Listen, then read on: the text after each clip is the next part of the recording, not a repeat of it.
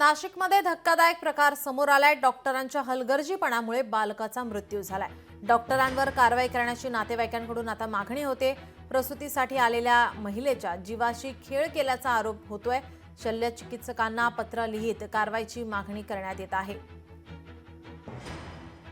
डॉक्टरांना ते म्हणे नॉर्मल डिलिव्हरी होईल म्हणून 12 वाजेपर्यंत वाट बघितली आणि तिथून वारंवार आम्ही म्हणत होतो की आम्ही पुरीला सीझर करा। तो आम्हाला बाहेर काढून दिलं आणि मी खिडकी तिकडे दाराच्या दरवाजामध्ये उभी राहिले ते त्यांनी डॉक्टरनं ना डायरेक्ट तिचं पोट दाबले गेलं आणि त्यांच्या संगत 4-5 जणी सिस्टरनी होत्या।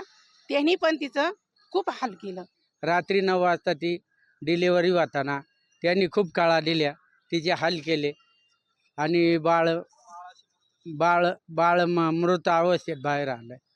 आता असा अन्याय कोणा होऊ नये, या डॉक्टर टीम कठोरात कारवाई झाली पाहिजे। लोकशाही मराठी ऐका, पहा, जागरूक रहा।